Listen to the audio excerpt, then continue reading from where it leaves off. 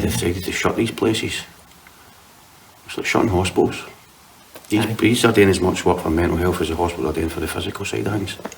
So for this week's Yourevolution episode, myself and Alan wanted to focus on the topic of gym closures, because we know that's something that's affected a lot of people. But it quickly developed into the impact that these gym closures are having on mental health, and in particular men's mental health.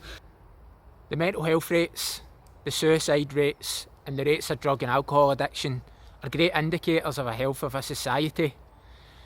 Here in Scotland, these are issues that have been prevalent for a long time, but of course are all been exacerbated by the pandemic. In this week's episode we talked to three guys who talk openly about their challenges with mental health and addiction.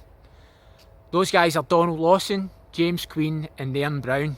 Three guys that in our opinion should be absolutely commended for coming forward and being so open and honest. I just want to say a big thank you on behalf of Marc and I to the three guys for coming forward and sharing their stories on the channel, because I know, personally for myself, I know how hard it is to be vulnerable. We're going to get into it now, but before we do, if you're enjoying the content and want to see more, please click the subscribe button. We'd be really grateful.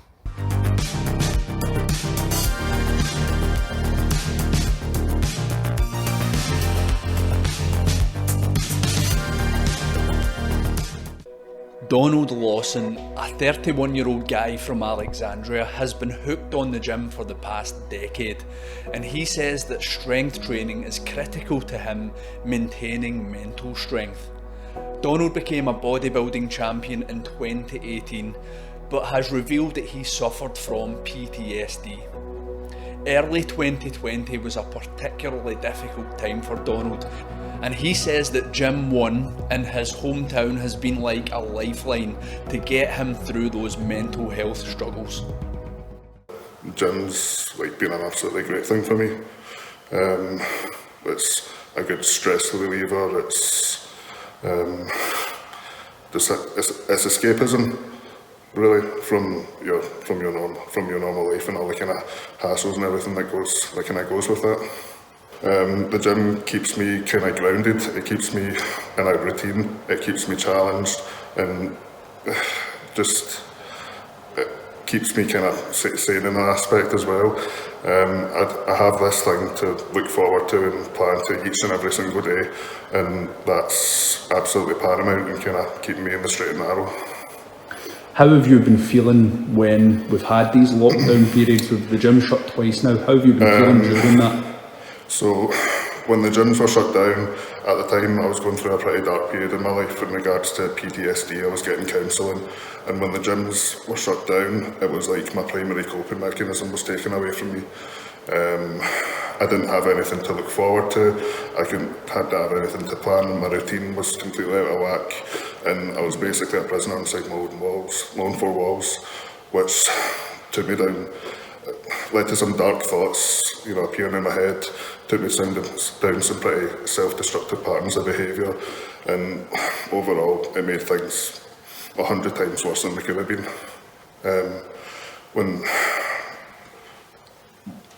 When the gyms were taken away, there was no escape.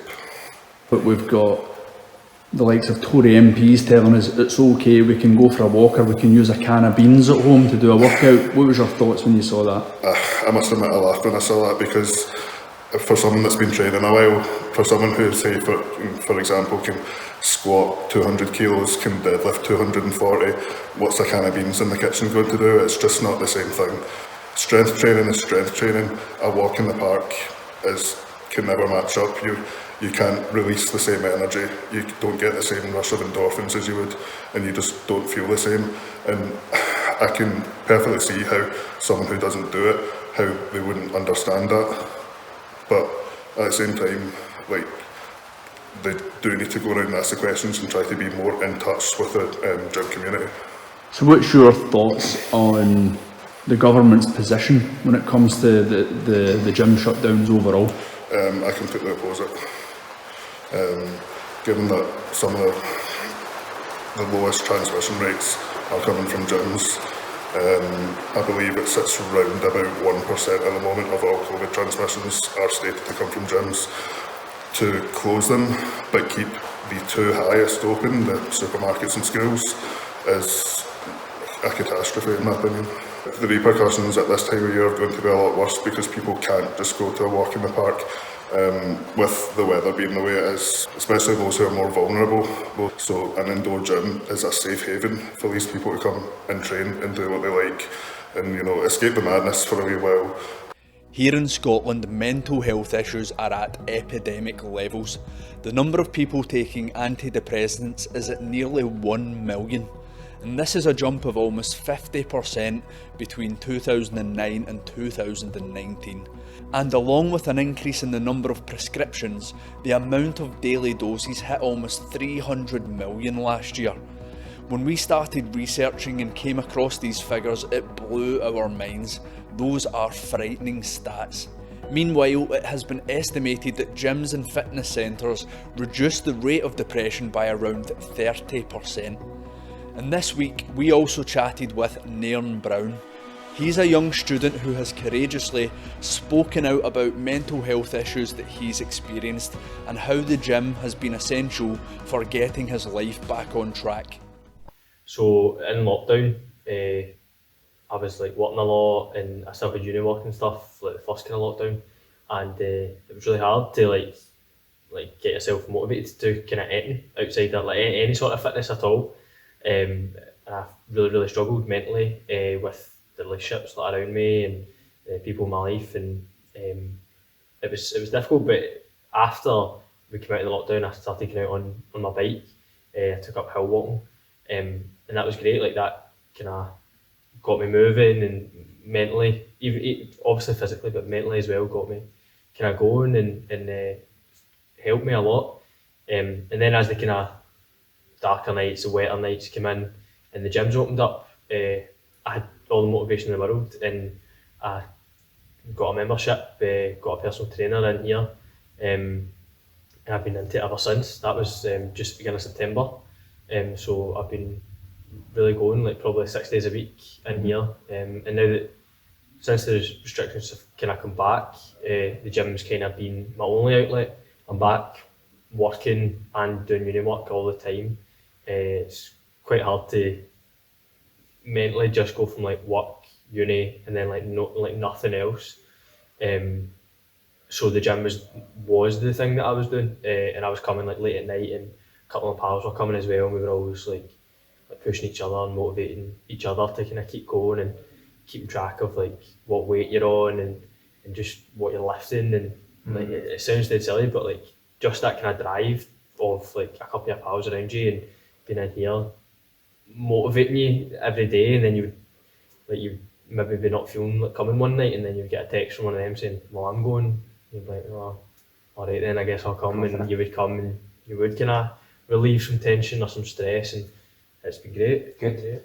What about, are you concerned that, you know, by not being able to access the gym, that it could have a negative impact on your mental health? Yeah, absolutely. Even the thought of when the announcement came that the gyms were going to be closing, the last couple of days in the gym, I just couldn't be bothered. I couldn't find the motivation to kind of keep going, and I was coming like with my pals, and they were saying like, come on, like, we'll kind of get there, and I just couldn't really find the motivation. And it's not been long that the gyms have been closed, but it's been hard to even still think about that. I mean, I do have other things to think about. I do have my uni work, my work as well, but this was the place I was coming to kind of get away from all that. And if it is just going to be sitting in my bedroom, well, it brings back a lot of bad memories of the first lockdown, and all I was doing was sitting in my bedroom, and I don't really want to go back to that, to be honest.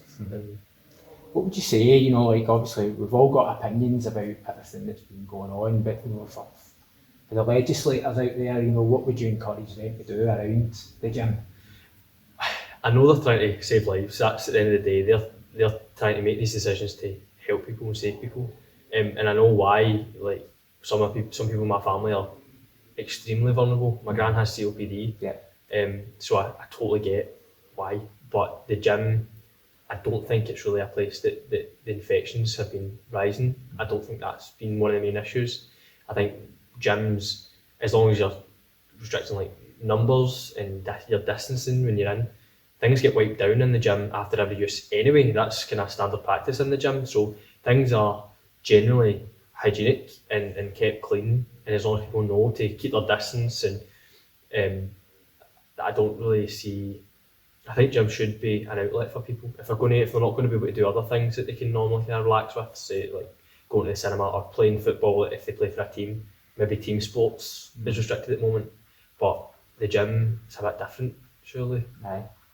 When I was probably about 17, I had quite a bad year. There was a load of things happened, loads and loads of things, but I was leaving school, and that was a big thing for me. Stress-wise with exams and moving to a new uni and things like that, and things just kind of spiralled for me. I ended up speaking to a counsellor about it for a number of months. I ended up on medication from the doctor as well, and mentally was in a really dark place for a long time. And my family helped me through that, and getting back into fitness in general. It wasn't this gym at the time, but I did pick up going to the gym and things like that, and playing football more regularly, and that helped me, and I did get through that, and now that was 5 years ago, and I feel like with the first lockdown, a lot of those feelings came back, the feeling of maybe like the anxiousness. I ended up on medication from the doctor again. Right. This time I wasn't able to go and speak to anyone, but I felt that I had that experience, and I'd already done that, and I'd already reached out to people. My family were really around me. I had a lot of things going on in my life at the first lockdown, and honestly I was probably drinking too much and eating too much. Find yourself falling into bad habits maybe during that. Yeah. I think a lot of people did. Yeah, it was just so easy to fall into bad habits because there was nothing to motivate yourself to kind of keep going. And I really did go to a kind of dark place. It was really, really difficult. My family came around me, and my friends, the guys who work, and my pals that I've had since I was at school. James Queen is a dad from Balloch who has battled drug addiction for many years. He explained how he used the plant medicine ayahuasca, which we've already covered on this channel, to uncover and heal emotional causes of his addiction. But James admitted ayahuasca wasn't a cure-all, and he slipped back into his old ways. And one of the key things that James used to drag himself back out again was a daily gym routine to look after his physical and mental health. But really exploring, I suppose, the benefits of physical exercise, the gym, particularly at this time, lockdown and all that good stuff. And you're an ideal guy to get on in terms of some of the challenges you've faced in the past and how you've then overcame them through physical exercise, but through some of the other tools. It'd be great to hear a bit of your backstory. I was a full-blown cocaine addict, in every meaning of the word. Past 5-6 years, just chaos. But this place in general, just this one we're sitting in now, has got me to the finish line. The addictions and everything else. I'm a bit gobsmacked or shut, because if there's anybody in my situation at the moment who uses these places for a get out, is putting people in danger, I would say. Because if it was me, it's easy just to slip off the edge of the cliff again. That's how easy addictions can affect you. I was full-blown, deep, dark place with addictions.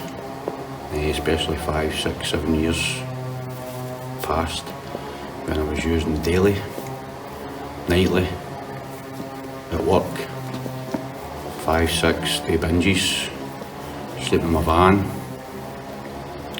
sleeping in pussies with no carpets, and keep going with the horror stories. Just enter to get a buzz. And then I was just sitting, I couldn't get off this shit. Couldn't get off it. And to explain it, I knew I was going to die. Because we know about the energies and the trust your gut, etc, etc. I was sitting with my dad, and I knew. I could feel it. I says, I've not got much left. I'd already overdosed on the shit. And I had to help him myself.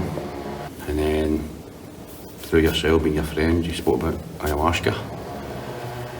And that was something I looked into for a couple of years. It just seemed a bit out there, we'll call it. But then I spoke to you on the phone, Mark, and you kind of put the next step forward on that wee bit. You kind of convinced me.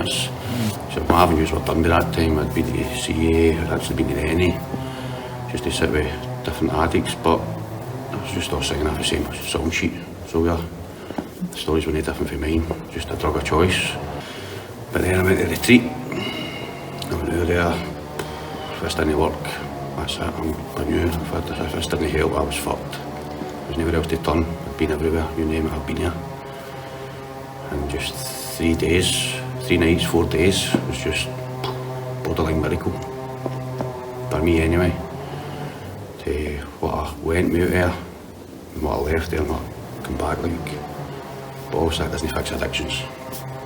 You're taking it out of the grave. And that's the first thing he told me the first day. We will not fix your addictions. That's something that's inbred me now. That's opened inside me and it doesn't go. I was in the pits of hell. And I said earlier, I was just, death was the next step for me. And I was 100% sure of that. Come back for that retreat. I can't believe what happened there in 4 days. I left guilt, self-hate, self-torture. You name it, I left it there. And I thought I'd come back. Oh, I was invincible when I come back. I was about 10 stone light and I thought I'd left a skip full of issues, which I did. But as he warned me before I left, the hard work starts when you come back. But the old sneaky, cunning mind, wasn't it? The old addictions, just bang, out of nowhere. Waiting in the corner on you in the dark, that's what it does, doesn't it? It does, mate, it does. And bang, his teeth back in me again. Right back in me. Thursday, Friday, Saturday, Sunday, Mondays. I was always the last man standing. And that's been through most of my teens, 20s, 30s, a wee part of my 40s there.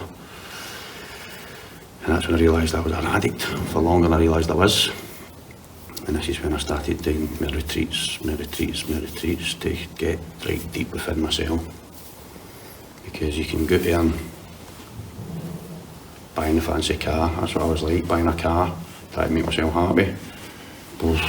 Next one to the next motor, all the time I was chasing happiness, and I didn't know it. And I had money, I had everything, you name it, I had it. And you know what, I was the most unhappiest guy behind the steering wheel. I was life and soul of the parties all the time, as you know, I only partied together, and I was always patter flying at me, but it was all just a big fucking, big act. Because deep down I was fucking... Sad. Sad. Power, you've talked about the power and the medicines and bringing you back from the brink. Talk to us about the daily routines that you've established to try and keep yourself well, in particular the gym, and why it's so gym's important. massively. Gym and fitness. These kind of places have got me over the finish line, to be honest. Since this place opened, I've still struggled with addictions over this lockdown. Fell off the wagon, but getting in here was getting somewhere good there. I could feel it, I knew it. You know, you could see the finish line there, and I was trying to peer out to reach out for it, but there was something missing. And this place opened, it was bang. I was down here, it was like a new lease of life. A fucking new lease of life. And I'm down here at 5 in the morning, sometimes 5:30, 5:45. I'm down here in the mornings, coming in at nights, I'm coming in 2 times a day. This has been a catalyst for project me right out that finish line there. And this is what worries me a wee bit, because you come down here, there's a lot of people, same issues as myself. Underlying problems with drink, drugs, depression. It's rife everywhere. And these places are an outlet for many, many people. You come down here and somebody's come in here punching the bag sometimes on a Friday, just down here to get out of the house because they're not going on with their life. Come down here and doing 10 rounds in the bag, they're going up the road, they've got to steam it, and they're way back, everyone's fine in the house.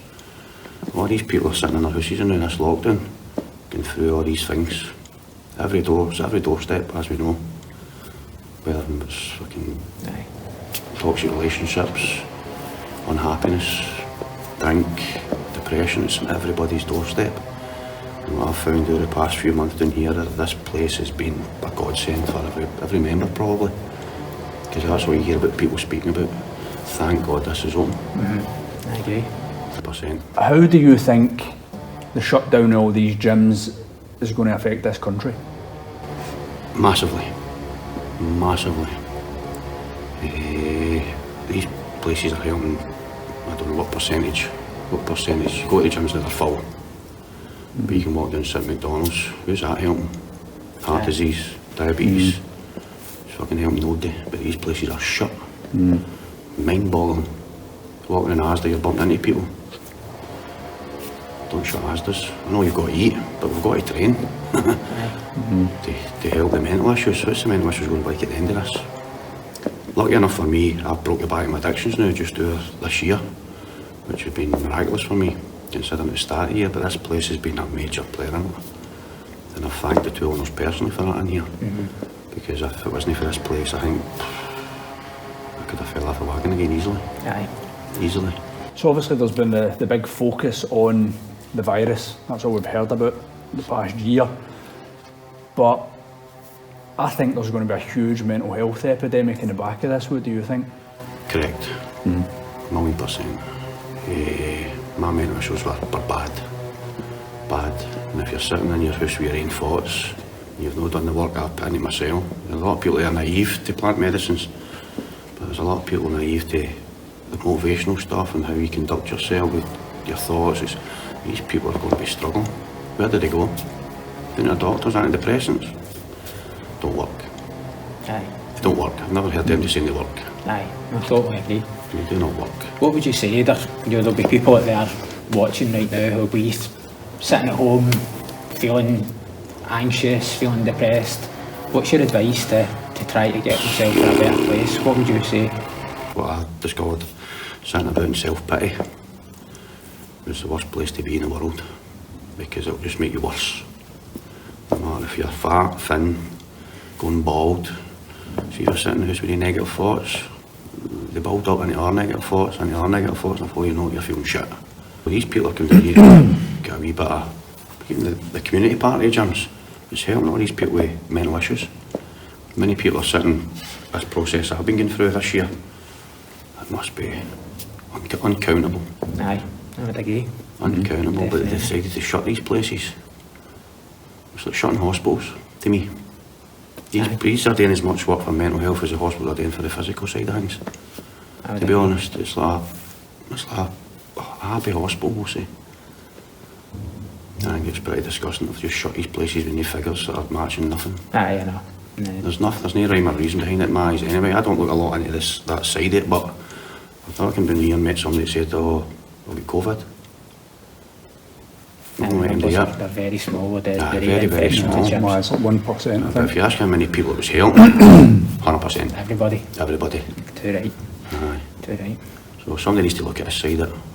3 weeks is a short term now, but as we know, winter depression's an actual thing. So anyway, in 3 weeks you're going back into the pits of hell again for a lot of people. I'm lucky enough, I've got things in place where I can go out running and do different things, I've got good people running about me, but a lot of people haven't. These places are an outlet for a high percentage of people that are struggling at this point in time in this crazy world we're living in. Definitely. So God knows what the future holds on that side. You're talking about the mental health issue, the suicide issue, the alcohol issue, the drug issue, the overdose issue, domestic violence issue. It's just snowballing out of control with locking these places.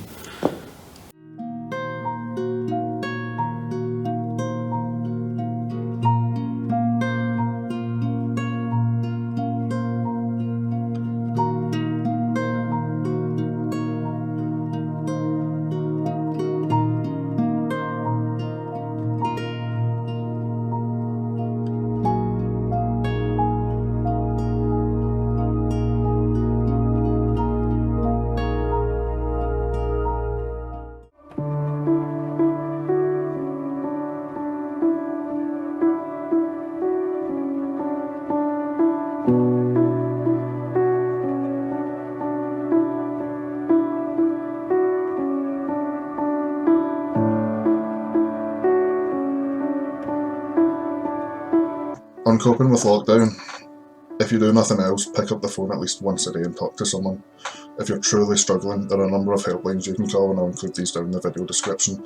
I can say with absolute certainty that nobody is going to deny you a chat if you're feeling low. The mind can trick us into thinking that other people maybe don't care, but someone out there has the time for you. Don't do it alone. Thank you.